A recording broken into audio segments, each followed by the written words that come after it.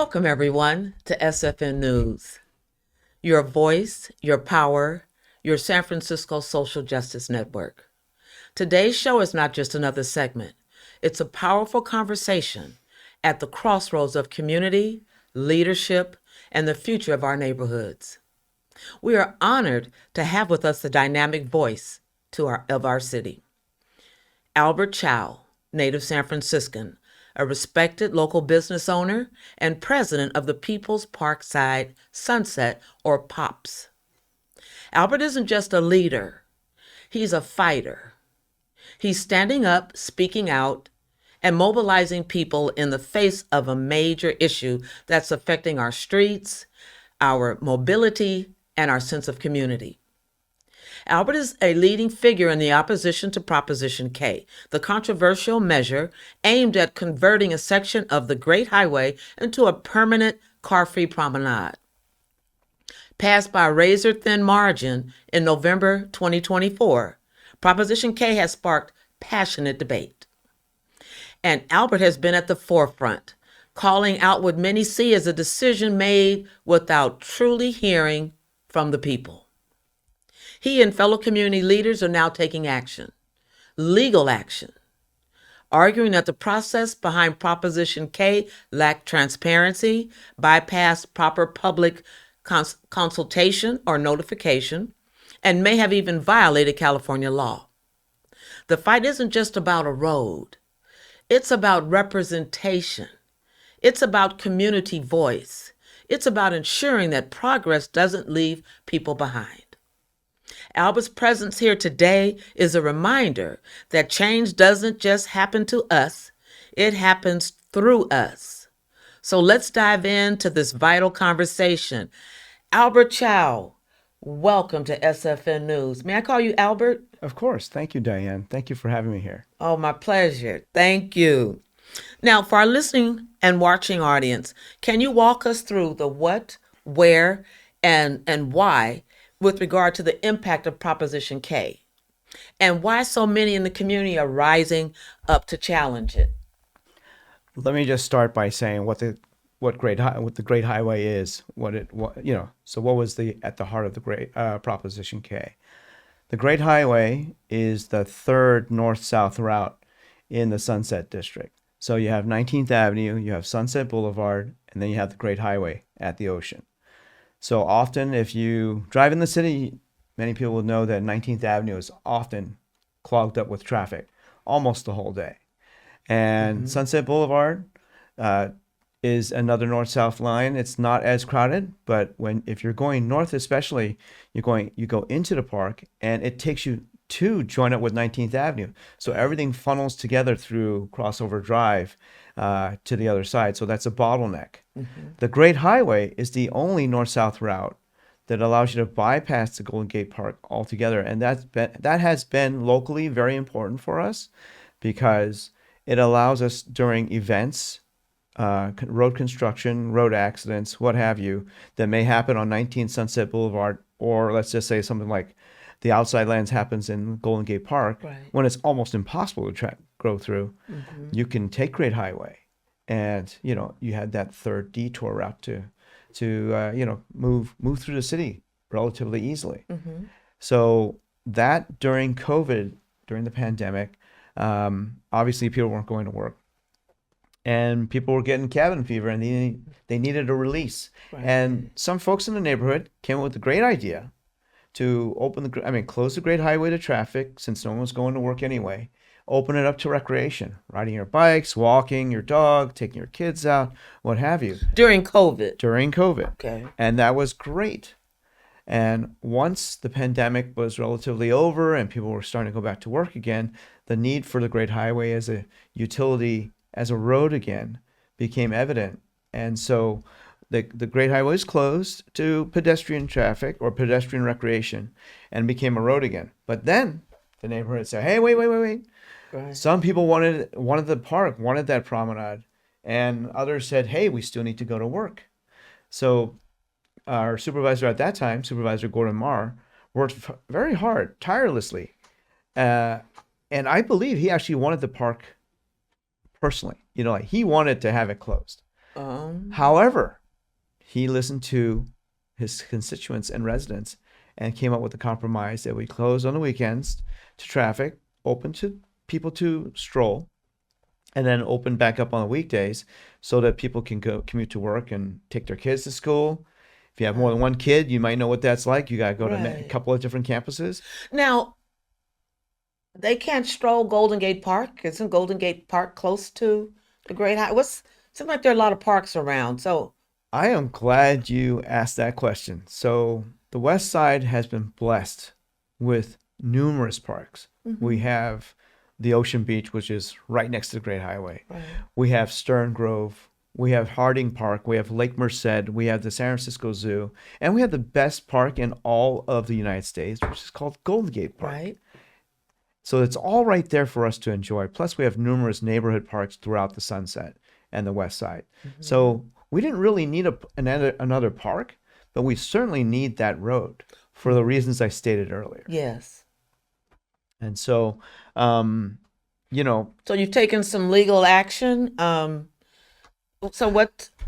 well, so what started this was that Supervisor Engardio had always, That's Joel and Guardio, Supervisor Dis- Joel Engardio, District 4. yes, Mm-hmm. for his first year of his tenure, he had always had an open door policy. We always communicated Okay. everything, Mm-hmm. everything that went on in the Sunset with organizational and community and merchant leaders. He would talk with us, and we would all get together and strategize what we could do for the Sunset to do events, to take care of safety, small business, our coming out of COVID, and at Yeah. that time the Terraville project, which was a big disruption. Mm-hmm. So this was stuff that we always talked about. Not once did he ever mention that he had the inclination to close the Great Highway. And you would think that uh, such a big decision would be shared with the public. Right. And in fact, he submitted the ballot measure Proposition K on the last day that you could submit it to the Board of Elections.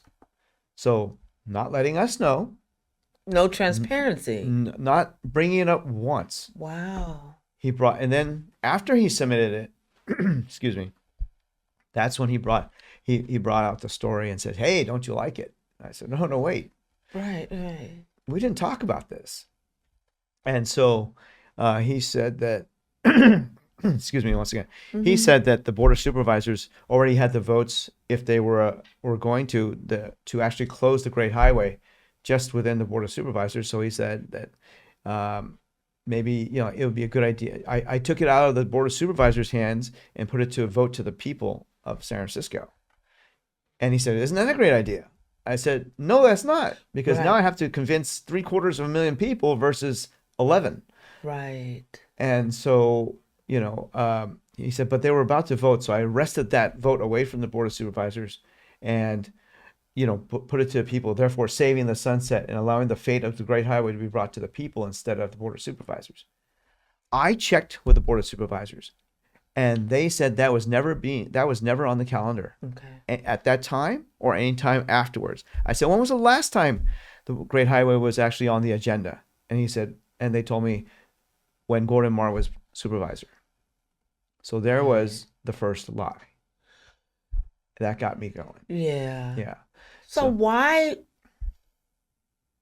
why would they who's going to benefit from just closing it? We're looking at my research, and according to the San Francisco Chronicle, is and a couple of other sources says that there's no more than about 20 people on any given day at the Great Highway, which is supposed to be this park. And my other question is, where's the money going to come from to convert it? It just seems so convoluted. yes. So you brought a couple of great points. First, we're in a $1 billion budget deficit this Right, year. So right. there is no money really to do that. But yet right now they're putting in installations. They've put in a new skateboard obstacle course and a bike pump ramp and all these other features.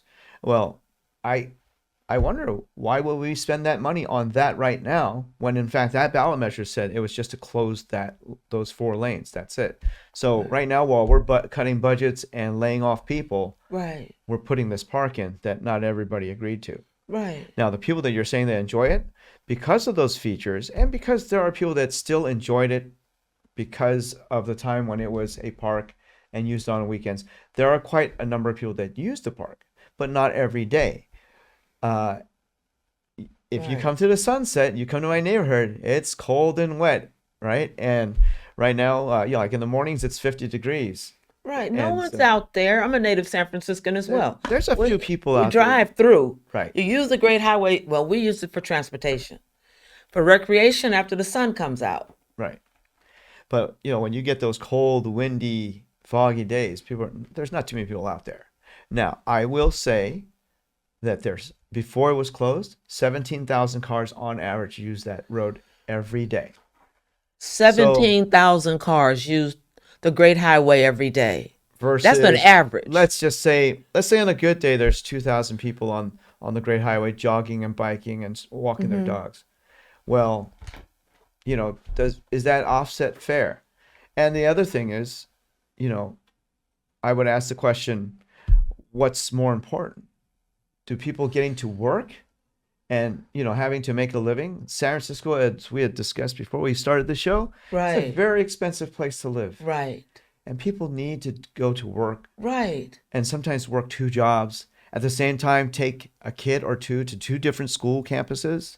You may need to take your mom and dad to the doctors, the veterans. That was one of the best ways for veterans to get right up to the VA hospital. I'm glad you mentioned about the Veterans Hospital and emergencies. Also, I would add the emergency services. So now the people who need to go to Veterans Hospital are veterans who we should thank for their service. Yes, They have absolutely. to get in a traffic jam. Where are they? How are they getting to the Veterans Hospital? So people are finding their way through other detours now. People are finding new routes to get to where they need to go. But what happens a lot of times is they're going to find routes through our Sunset neighborhoods in the streets that were not, meant to hold Right. the faster traffic for people Right. that go on the Great Highway. And so those 7,000 cars have to go somewhere. And our worry is that it degrades our quality of life in the Sunset. It increases danger because you put more cars in our neighborhoods, possibly trying to go faster because now they're late for work. Now, the other thing too is that people say, oh, the Great Highway, it's not causing that much of a traffic jam. And they're saying, well, 19th Avenue is not as much busier. It's a little bit busier. Sunset Boulevard is a little bit busier. Who are these people saying that? Because 19th has always been bad. It's true, but they're saying it's a little bit more busy, but not terribly. It's like not much more so. And this has been by the Chronicle. I think the city has done a study, but I saw there was a recent uh, article in the Chronicle where they had measured it. But I think they failed to realize that we closed JFK. We closed other roads. We have slow streets and all these things.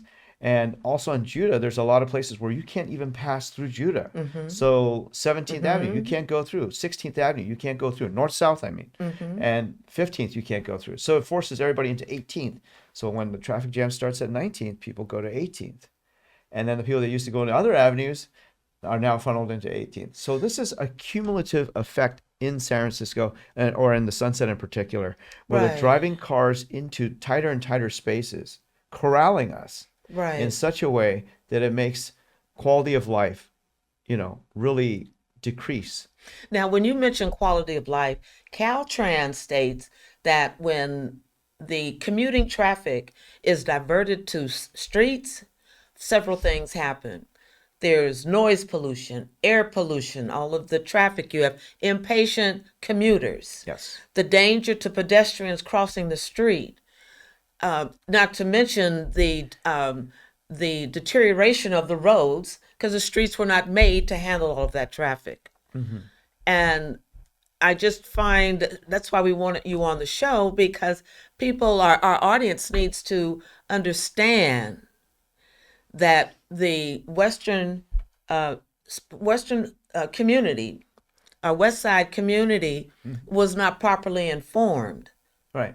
They said 46% of San Francisco, it won by, Proposition K won by a very slim margin. Correct.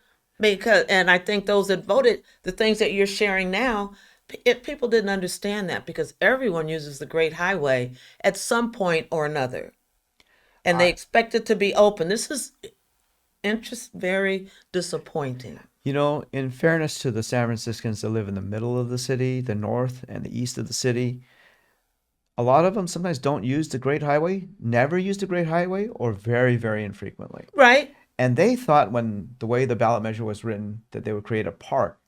I think San Franciscans, as open-hearted, love fun enjoying people, they probably thought they were doing us a favor. They didn't realize the nefariousness of this particular bill. This is the And we problem tried with, to get that word out there, but it wasn't enough because we had no right. budget. This is the problem with the miseducation of voters.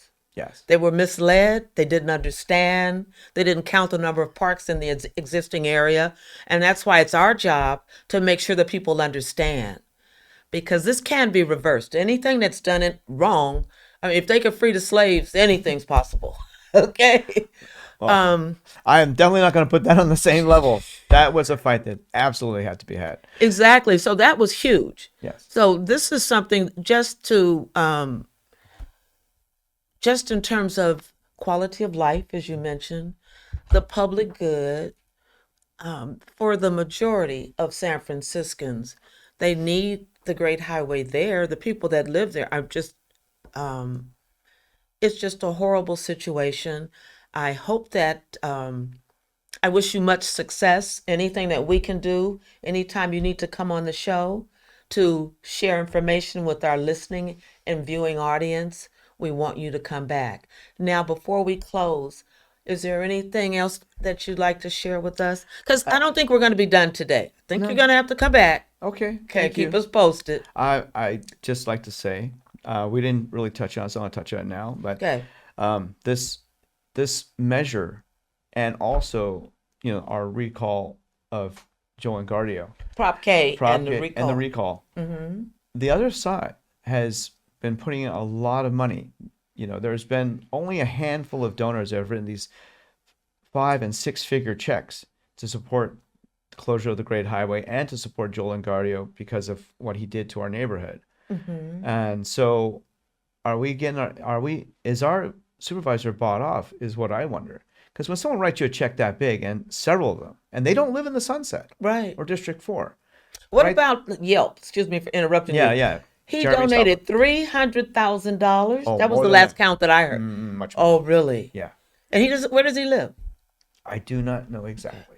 We could check. You can You find can- out for you yourself. can- yeah, you can find but out, but to there's see someone outside investing $300,000 in something that isn't going to serve the public good is scary. It's scary. People can throw money at it and affect people's lives to their detriment. well, I think it's probably billionaires trying to, like shape the city in the image They they want want, our city. right? They want to buy our Right. city. But I think it's also a careful warning to the rest of the city. This is a death by 1,000 cuts. Yes. They can close that road. They can close roads in Crocker, Amazon. They Yes. can close roads in Visitation Valley, In the Bayview. in the Death Bayview, by Park 1,000 Presidio, cuts. where in the Presidio, anywhere. Yes. Yes. Because for the same sake of Yes. good and closing for parks, we have 300 something parks in this city, Wow.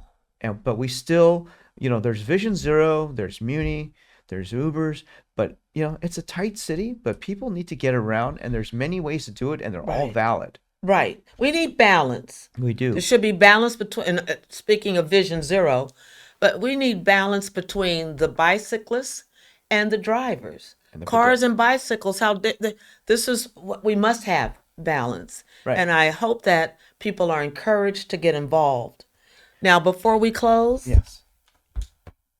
go ahead. I just want to know if you want to share anything else before I No, share with I people. just wanted to get that out there that, if it can happen to us, it can happen to another neighborhood. Right. Mr. Stoppelman might want to close another road and throw a couple $100,000 that way, Right. and maybe possibly make another supervisor or another elected official beholden to him for that kind of money.